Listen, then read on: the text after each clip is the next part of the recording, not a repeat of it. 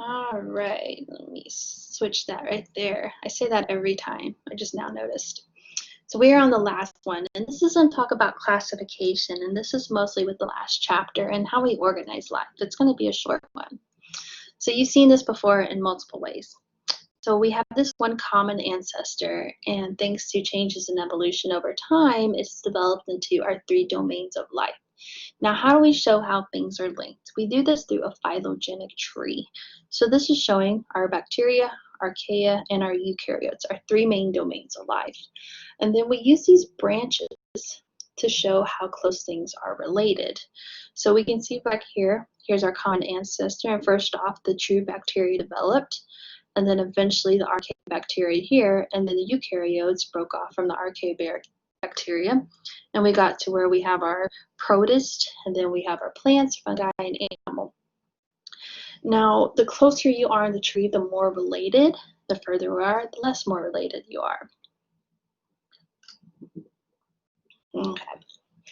So when you look at the anatomy, we can actually do all these branch points to kind of help identify and how close things are.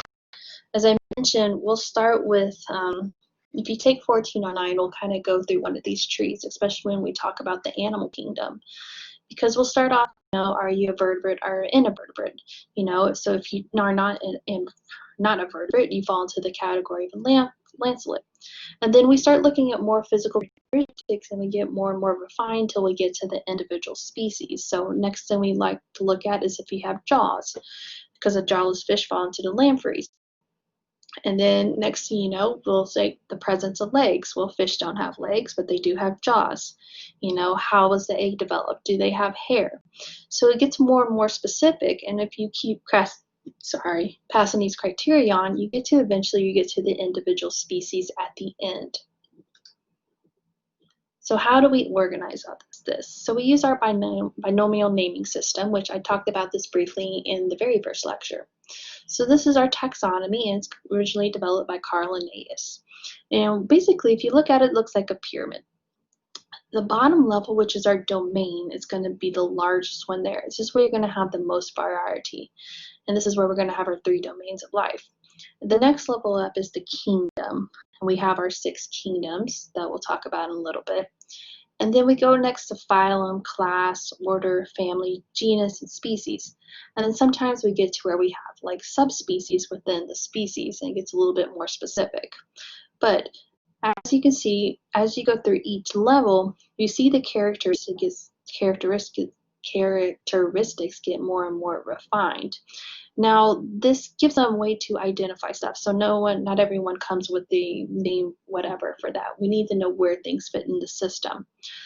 This is actually updated every 4 years. And when new species are discovered, we have to decide where they fit in it, and that helps come up with their scientific name. And makes it easier to collect, but identify and group them. So it actually helps us with our support for evolution too.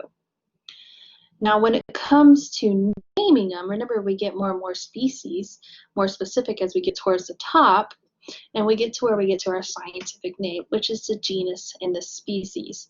And then you can put the subspecies behind us. So how do we write the scientific name? So we have the genus first, and then we have the species afterwards.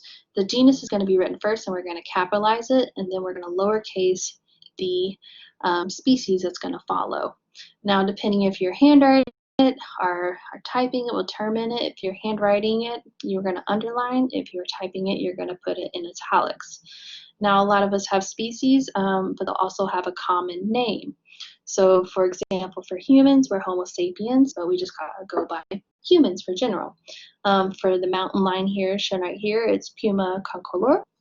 There's the genus and the species, but then it has lots of common names that we go by too. Now, there are 3 big domains in life. We have that one common ancestor. We have the bacteria, the true bacteria. So think of E. coli, Salmonella, they fall into this category. These are your prokaryotes. They're going to be very simple. The efficiency apartments. Next are our archaea. They fall into this category right here. Now, these are the ones that like the extreme environments. also a prokaryote. And then finally, we have the eukaryotes. The eukaryotes are going to fall into several kingdoms that I'll talk about in the next slide, but these have a true membrane-bound nucleus and membrane-bound organelles. And last but not least, the kingdoms. So in the eukaryotes, we kind of break up our kingdoms a little bit further, and if you take 1409, we're going to go through all of this. It's really fun. Now, bacteria and archaea, they are both a domain and a kingdom. There are differences in the environments that they survive that has led to these changes. And now, within the eukaryotes, we break it down into 4 different kingdoms within this domain. We'll have your animals, your plants, your fungi, and your protist. Now, a fun thing, when you think about a mushroom and where it fits on the evolutionary scale, it's actually closer related to animals than it is to plants. There's your random fact. I think that's kind of cool.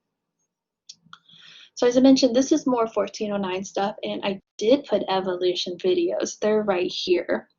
So you can find them right here if you're kind of looking for more information about evolution.